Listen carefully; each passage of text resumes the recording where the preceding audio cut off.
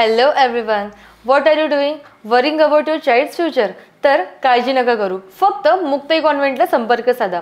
Because here you get learning with the excellence, quality education, science-based activities, play-based games and interactive learning. With all these modern teaching methods and strong parent-teacher communication, then what are you waiting for? लवकरात लवकर आपल्या पाल्याचे admission Muktai कॉन्व्हेंटला करा. Location आहे Muktai convent, Chetananagar, Sundarkhed, Buldhana.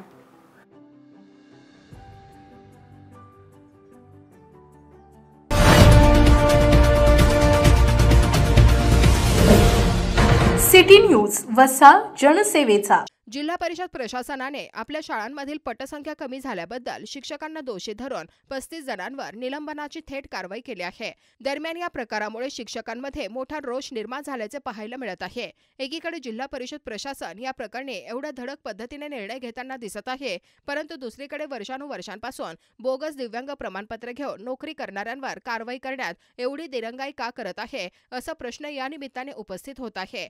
या प्रकारावरून जिल्हा परिषद अधिकाऱ्यांचा अजब गजब न्याय असल्याचे स्पष्ट होत आहे.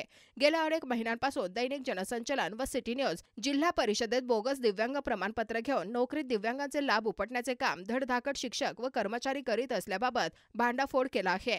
दिव्यांगांना द्यावयाचे लाभ अनेक शिक्षक घेत असल्याची माहिती आम्ही पुराव्यानिशी जिल्हावासियांसमोर उघड केली. एवढेच नाही तर सिटी न्यूज व दैनिक जनसंचालनच्या वृत्ताची दखल घेऊन तत्कालीन शिक्षण अधिकाऱ्यांनी दिव्यांग प्रमाणपत्र प्राप्त केलेल्या शिक्षकांची शारीरिक चाचणी करण्याचे निर्देश देखील दिले होते. हे निर्देश जारी झाल्यापासून त्याची कधीही अंमलबजावणी झालीच नाही. अशा प्रकारची चाचणी होऊ नये यासाठी जिल्हा परिषदेत मोठ्या प्रमाणात लॉबिंग करण्यात आले आणि त्यातून मोठी अर्थपूर्ण उलाढाल झाल्याची ही चर्चा आहे. कारण ही चाचणी झाल्यास त्यातून अनेक शिक्षक हे दिव्यांग नसल्याचे उघड होऊन त्यांच्यावर कारवाई होऊ शकते. जे खरोखर दिव्यांग आहेत त्यांना या चाचणीपासून घाबरण्याचे कारण नाही, परंतु जे दिव्यांग नाही आणि तरीही त्यांनी दिव्यांग मंडळाशी अर्थपूर्ण हात मिळवणी करून प्रमाणपत्र प्राप्त केले त्यांच्यात मोठी चलबिचल आहे.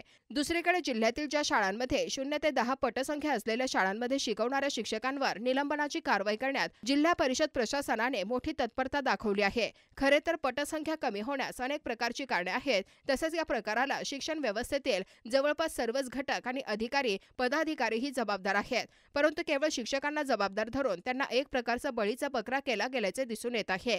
जिल्हा परिषदेच्या शाळांची अत्यंत दयनीय अवस्था झाली असल्याने दुसरीकडे खासगी शाळांमध्ये चांगल्या सुविधा असल्या कारणाने गेल्या काही वर्षांमध्ये पालकांचा ओढा हा खासगी शाळांकडे वाढला आहे. शिवाय अनेक शाळांमध्ये विद्यार्थी असूनही शिक्षकच दिल्या जात नसल्याचे प्रकार दिसून येतात.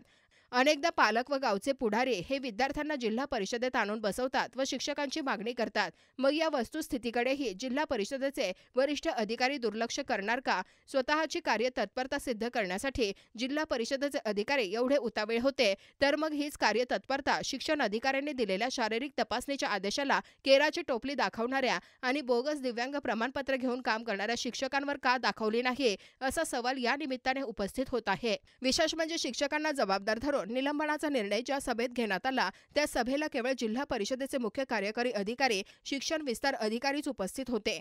इतर पर्यवेक्षक यंत्रणेतील अधिकारी बोलवण्यातच आलेले नाही. त्यामुळे एकतर्फी निर्णय घेण्यामागे नेमके कारण काय हे प्रशासनाने स्पष्ट करणे गरजेचे आहे.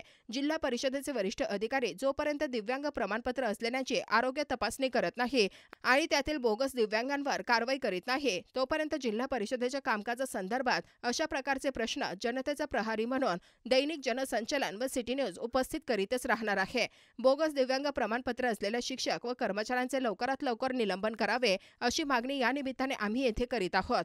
अजून बरेच काही पुढील भागात